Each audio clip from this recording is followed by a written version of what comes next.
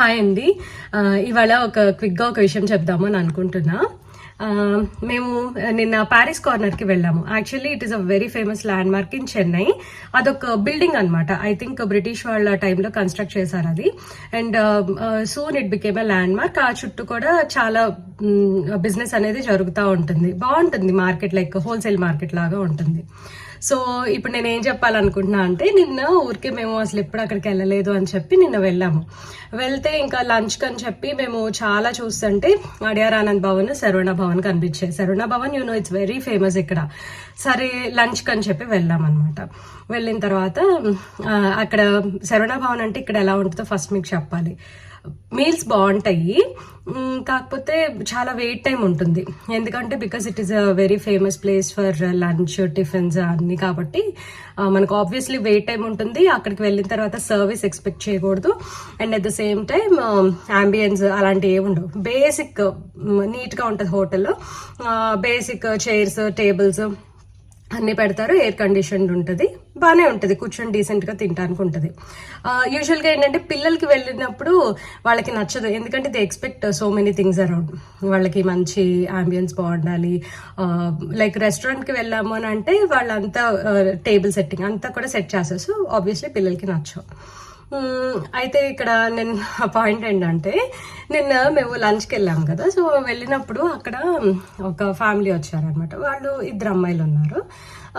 అయితే ఏమైంది, ఫస్ట్ అక్కడ ఎలా కూర్చోవాలి అని అంటే, ఇప్పుడు మామూలుగా 6 చైర్స్ ఉన్నాయనుకోండి ఒక టేబుల్ దగ్గర. ఇప్పుడు మేమిద్దరమే వెళ్ళాము. అది చాలా కాంపాక్ట్ స్పేస్, చాలా చిన్న స్పేస్ అవటం వలన మేము ఏం చేసామంటే, ఫస్ట్ మేమిద్దరం వెళ్ళి కూర్చున్నాము. అక్కడ మిగతా చైర్స్ అన్ని కూడా ఖాళీ ఉన్నాయి కాబట్టి మిగతా 4 చైర్స్ ఎవరన్నా వచ్చి కూర్చునే రైట్ వాళ్ళకు ఉంది. ఎందుకంటే ఇట్స్ ఆల్ అబౌట్ అడ్జస్ట్మెంట్. ఇక్కడ మనకి ఈ టేబుల్లో మేము కూర్చున్నాం కాబట్టి లైక్ మాకే అన్నట్టుగా ఉండదు. సో ఎవరైనా వచ్చి కూర్చుంటారు, జెంట్స్ అయినా లేడీస్ అయినా ఎవరైనా. సో ఫ్యామిలీ ఆఫ్ 4 వచ్చి కూర్చున్నారు. సరే వాళ్ళు ఏదో ఆర్డర్ చేశారు, మేము కూడా ఆర్డర్ చేసాము, తింటా ఉన్నాము.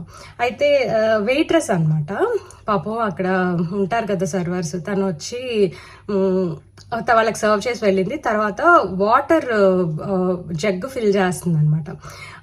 అది జస్ట్ ఇట్లా పుల్ చేసినప్పుడు పొరపాటున అక్కడ వాటర్ స్పిల్ అయ్యాయి. అయితే తను కూడా కింద పడ్డ విషయం చూసుకోలేదు, జస్ట్ టేబుల్ మీద కొంచెం ఇంత వాటర్ పడింది చూసుకుంది అనమాట. చూసుకుని వెళ్ళిన తర్వాత యాక్చువల్లీ ఈ విషయం ఏంటంటే, ఆ పక్కన కూర్చున్న అమ్మాయి కూడా చూసుకోలేదన్నమాట. చూసుకోకుండా ఓన్లీ టేబుల్ మీద అనుకొని తర్వాత వెయిట్రెస్ ఏం చేసిందంటే ఒక టిష్యూ తెచ్చి పెట్టేసింది, but she did not clean.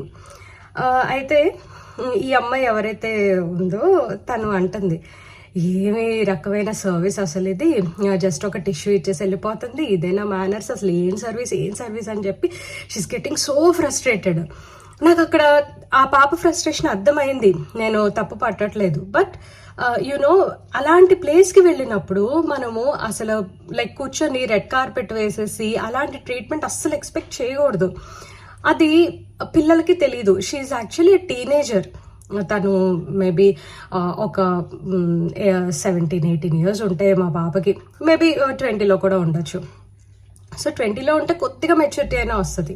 So maybe I think she a teenager.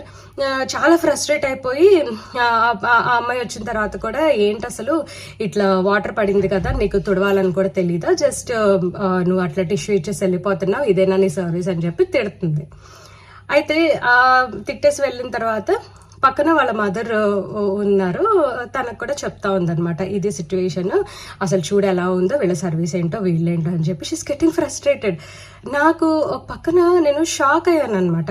ఎందుకంటే వాళ్ళ మమ్మీ చెప్పాల్సింది తనకి, అమ్మ ఈ సర్వీస్ ఇక్కడ ఇలాగే ఉంటుంది, ఇలాంటి ప్లేసెస్లో when you go to a high end hotel, ఒక మంచి రెస్టారెంట్కి వెళ్తే అక్కడ సర్వీస్ డిఫరెంట్గా ఉంటుంది అని చెప్పి వాళ్ళ మదర్ ఎక్స్ప్లెయిన్ చేయాల్సింది. బట్ అది చెప్పకోకుండా వాళ్ళ మమ్మీ డాడీ ఏంటంటే జస్ట్ ఆ అమ్మాయి చెప్పేది వింటా ఉన్నారు. అట్లీస్ట్ ఏంటంటే, పోన్లే అమ్మ, తన్ని ఏమి అనవసరం, తిట్టవసరం లేదు, తన్ని స్టాప్ చేయాల్సిన అవసరం లేదు, ఆర్గ్యూ చేయాల్సిన అవసరం లేదు, పోన్లే అమ్మ వదిలేసేయి అని చెప్పి ఒక్క మాటైనా అనాలి కదా, అస్సలు అనట్లేదు అనమాట. సో ఇక నా పాయింట్ ఏంటంటే, ఆ వాటర్ పడితే ఎవరికైనా చిరాకు వేస్తుంది, బట్ మనం వెళ్ళిన ప్లేస్ ఏంటి, అసలు అక్కడ ఎంత బిజీగా ఉంటుంది, మనకి ఆ టైంలో నిజంగా ఫుడ్ సర్వ్ చేయడమే చాలా కష్టం అండి. మేము వెళ్ళిన టైంలో అయితే లంచ్ అయిపోయిందని చెప్పారనమాట. మాకు లిటరలీ చెప్పాలి చెప్పాలంటే ఒక 5 రకాల కూరలు ఇవ్వాల్సింది 3-4 ఇచ్చి పంపించారు. సో అట్లా ఉంది, అసలు చాలా చాలా బిజీగా ఉంటుంది. You will know only when you come to Chennai. ఈ సరవణ భవన్, మురుగన్ ఇడ్లీ ఇలాంటి ప్లేసెస్ ఎలా వర్క్ చేస్తాయి అనేది ఇక్కడ ఉన్న వాళ్ళకి తెలుస్తుంది. ఏంటంటే మనకి టేబుల్ భోజనాలు అప్పుడు జస్ట్ ఇప్పుడు ఎట్లా ఉంటుంది, ఫస్ట్ పంతి సెకండ్ పంతిలో నీట్గా అంతా సర్వ్ చేస్తారు, కానీ థర్డ్ ఫోర్త్ ఫిఫ్త్ వచ్చేసరికి లేవు, ఫాస్ట్గా పెట్టేశారు, మాకు సరిగ్గా వడ్డించలేదు, అలా ఉంటుంది కదా. సో సేమ్ సిచ్యువేషన్ హోటల్స్లో ఇక్కడ ఎవ్రీ హోటల్లో ఇలాగే ఉంటుంది అనమాట. సో నేను ఇక్కడ చెప్పాలనుకుంది ఏంటంటే ప్రెజెంట్ పిల్లలకి మనం అట్లీస్ట్ ఇది కాదమ్మా, ఇట్లా కాదు, ఇక్కడికి వస్తే ఇలాగే ఉంటుంది, మనము లైక్ అందరినీ కొంచెం అర్థం చేసుకోవాలి. ఇక్కడ మెయిన్ పాయింట్ అనమాట, అర్థం చేసుకోవాలి, వాళ్ళ సిచ్యుయేషన్ కూడా చూడాలి. బికాస్ అక్కడ ముగ్గురు సర్వ్ చేస్తున్నారు. వాళ్ళు మార్నింగ్ 9 నుంచో లేకపోతే మేబీ సెకండ్ షిఫ్ట్ అయి ఉంటుంది, 10 నుంచో 11 నుంచో లంచ్ వరకు సర్వ్ చేస్తున్నారు. ఎంతమందికి సర్వ్ చేస్తారండి? వాళ్ళ బిల్లు వాళ్ళే తీసుకురావాలి. బిల్ కూడా సెపరేట్ పర్సన్ లేరు అక్కడ. బిల్లు వాళ్ళే తీసుకురావాలి, ఫుడ్ వాళ్ళే సర్వ్ చేయాలి, వాటర్ వాళ్ళే సర్వ్ చేయాలి, మొత్తం అంతా it is on their head అనమాట. సో అలాంటి ప్లేసెస్కి వెళ్ళినప్పుడు ఏంటంటే అడ్జస్ట్మెంట్ అనేది చాలా చాలా ఇంపార్టెంట్. అది మనకే కాదు, ఎవరికైనా సరే. నేను ఆఖరికి ఒకసారి అనమాట ఒక పెద్ద ఆయన్ని తిరుపతి వెళ్ళేటప్పుడు చూసాను అనమాట. ఆయన చట్నీ గురించి అని చెప్పి పోట్లాడుతున్నారు. ఇక్కడ తమిళనాడులోనే 3-4 వెరైటీస్ ఆఫ్ చట్నీస్ ఇస్తారు. కార చట్నీ తగ్గిందని చెప్పని పోట్లాడుతున్నారు. నాకు నవ్వు వచ్చింది. అట్లీస్ట్ పెద్ద ఆయన కదా, అర్థం చేసుకోవచ్చు కదా అని చెప్పి అనుకున్నా. Yeah, that's up to them. మనం ఎందుకంటే ఇప్పుడు మనం అర్థం చేసుకుంటున్నామని చెప్పి ఎవ్రీ సింగిల్ పర్సన్ అర్థం చేసుకోవాలి అని లేదు. కానీ ఈ మధ్యకాలంలో ఏమవుతుందంటే ఊరికి రియాక్ట్ అయిపోవటము మనం చాలా చూస్తున్నాము, చాలా అలవాటు అయిపోతుంది, అది చాలా కామన్ థింగ్ అయిపోతుంది.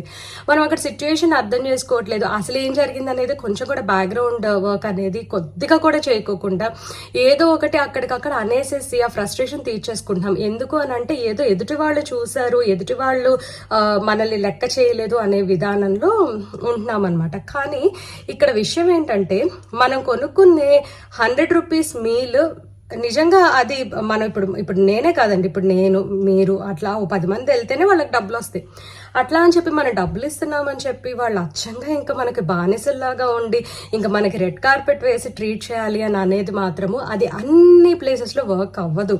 సో ఇది మాత్రం మనం దట్టు ఈ బిజీ లైఫ్లో అస్సలు వర్క్ అవ్వదండి. అది మనం అలవాటు చేసుకోవాలి. ఇదంతా కూడా మనం ఖచ్చితంగా పిల్లలకి నేర్పిస్తే ఫర్దర్ ఏంటంటే ఎక్కడ మాట్లాడాలి, ఎక్కడ మాట్లాడకూడదు, ఎక్కడ తగ్గుండాలి, ఎక్కడ మనం ఒక మాట ఎక్కువగా అనొచ్చు అనేది ఒక అనలైజ్ చేసుకునే కెపాసిటీ వాళ్ళకి వస్తుంది అనమాట. అండ్ ఇంకొకటండి, ఇప్పుడు ఆడపిల్లలని కాదు, మగపిల్లలని కాదు, ఇది కామన్గా అందరికీ చెప్తున్నా, పెద్దవాళ్ళకి, లేడీస్కి, జెంట్స్కి, ఎవరికైనా సరే అండి, మనందరికీ వర్తిస్తుంది. ఈవెన్ మా సిద్ధు కూడా అనమాట ఒక్కొక్క ప్లేస్కి వెళ్ళి ఏంటమ్మా ఇట్లా ఉంది సర్వింగ్, ఇట్లా చేస్తున్నారేంటి, వాళ్ళు తీసుకురావట్లేదు ఏంటి అంటే, సిద్ధు ఒకసారి సరౌండింగ్స్ మొత్తం చూసావా, ఎంతమంది ఉన్నారు అని చెప్పి అంటూ ఉంటాయి. ఈవెన్ నేను ఒక్కొక్కసారి అబ్బాయి ఎంతసేపు అని అంటే అక్కడ చూడు ఎంత రష్గా ఉందని మా హస్బెండ్ అంటూ ఉంటారు అనమాట. So that is how like మనం ఒకరికొకళ్ళని చెప్పుకొని కొంచెం పేషెన్స్ తోటి ఉంటే ఆ మినిట్ ప్రశాంతంగా తినేసి వెళ్ళిపోవచ్చు అనమాట. మనకేంటంటే అదొక అలవాటు కింద కూడా వస్తుంది ఆ పేషెన్స్ అనేది. మనం అంటే లైక్ ఒకదానికి వెయిట్ చేయటం అనేది కొంచెం అలవాటు అవుతుంది. అందరం బిజీగానే ఉన్నాం, అందరికీ ఫాస్ట్గా కావాలి. పాపం అక్కడికి ఏంటంటే మేము వెళ్ళిన తర్వాత ఆ ప్లేస్లో ఒక 5 minutes వెయిటింగ్ టైం ఉంది, వెంటనే సర్వ్ చేశారు. నేను యాక్చువల్లీ ఇన్ఫాక్ట్ చెప్పాలంటే అండి, ఎవరైతే ఆ టేబుల్ క్లీన్ చేస్తున్నారో ఆవిడ ఒకసారి క్లీన్ చేసి వెళ్ళిపోతే నేను మళ్ళీ రిక్వెస్ట్ చేశాను, అక్క ఇంకొకసారి క్లీన్ చేయవా ప్లీజ్, ఇక్కడ బాగాలేదు అని అంటే తను చక్కగా అమ్మమ్మ నేను క్లీన్ చేస్తానమ్మా అని చెప్పి మళ్ళీ వచ్చి క్లీన్ చేసింది. అలా రిక్వెస్ట్గా మాట్లాడితే ఎవరన్నా చేస్తారు, కానీ డిమాండ్ చేస్తే మాత్రం ఎవరికి నచ్చదండి. ఇప్పుడు చూడండి, మన దగ్గర డబ్బులు ఉన్నాయని చెప్పి మనం డిమాండింగ్గా మాట్లాడతాం అనుకుంటున్నాం. ఆ రోజులు పోయినాయి, అది గుర్తుపెట్టుకోవాలి. అందరితో మంచిగా ఉంటేనే మనతో మంచిగా ఉంటారు. Give respect and take respect బేసిస్లోనే ఇప్పుడు ప్రెసెంట్ అందరూ ఉన్నారు. ఓకే, చాలా వరకు సిచ్యువేషన్స్ ఎలా ఉన్నాయంటే మనం ఎంత రెస్పెక్టబుల్గా ఉన్నా, ఎంత అడ్జస్ట్ అయి ఉన్నా సరే కొంతమంది మాత్రం వినట్లేదు. ఓకే, అలాంటి వాళ్ళని ఖచ్చితంగా మనము క్వశ్చన్ చేయొచ్చు, మనం ఎదిరించవచ్చు. కానీ ఇప్పుడు మన ఏజ్ వేరండి. ఇప్పుడు లైక్ కొంచెం పెద్దవాళ్ళు అనుకోండి, వాళ్ళు ఏంటంటే ఒక మాట మాట్లాడినా అక్కడ ఎక్కడితోటి కట్ చేయాలనేది వస్తుంది. కానీ పిల్లలు ఉన్నారనుకోండి, వాళ్ళకి ఉడుకు రక్తం అంటారు. మా పెద్దమ్మ అదే చెప్తా ఉంటుంది అనమాట. ఇప్పుడంతా నీది ఉడుకు రక్తము, నువ్వు ఇట్లాగే మాట్లాడతావు, మీకేం తెలియదు అని చెప్పి మమ్మల్ని ఇప్పటికీ అలాగే అంటది అనమాట. నువ్వు చిన్నదానివి, ఏం తెలియదు. నా ఏజ్ ఇప్పుడు నేను ఆవిడ దృష్టిలో చిన్నదాన్ని అనమాట. సో అట్లా ఏంటంటే ఆ రోజుల్లో ఉన్న ఇది వేరు, ఇప్పుడు వేరండి. ఇప్పుడు సిచ్యువేషన్స్ అన్ని కంప్లీట్గా డిఫరెంట్గా ఉన్నాయి. ఎవరికి కూడా మనల్ని కూర్చోబెట్టి రెడ్ కార్పెట్ వేసే అంత టైం లేదనమాట.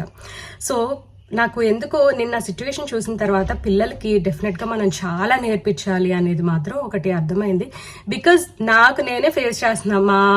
ఇప్పుడు నాకు చెప్పాలని మా అన్నయ్య వాళ్ళ పిల్లలు అసలు నిజంగా బంగారాలు అనమాట. వాళ్ళు ఏమీ అసలు నోరు తెచ్చి మాట్లాడు.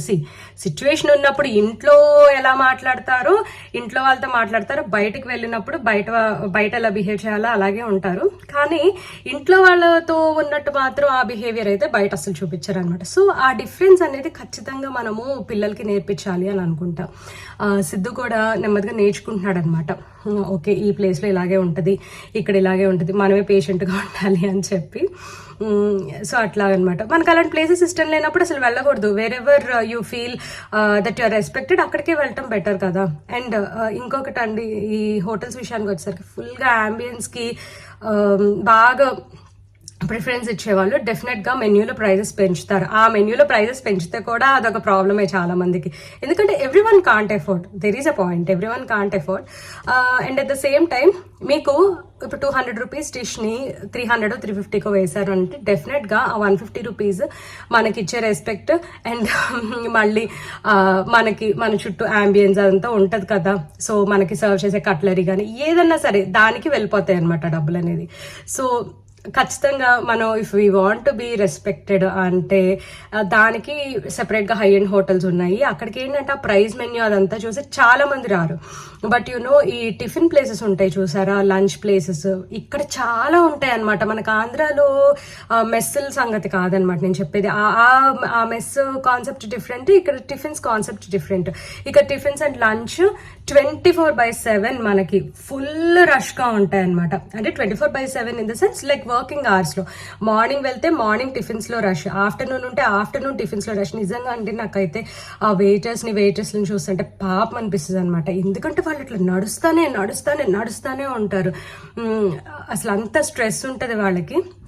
అండ్ ఒకళ్ళు ఒక టిఫిన్ తోట ఆపరు అనమాట. They will order like 2-3 tiffins కలిపి ఆర్డర్ చేస్తారు. ఎందుకంటే యాజ్ అ ఫ్యామిలీ వస్తారు. లేకపోతే ఒకళ్ళు అట్లీస్ట్ 2 టిఫిన్స్ తిని చక్కగా ఇంకా ఆ పూట వాళ్ళకి అదే అనమాట meal. So that is how it works here.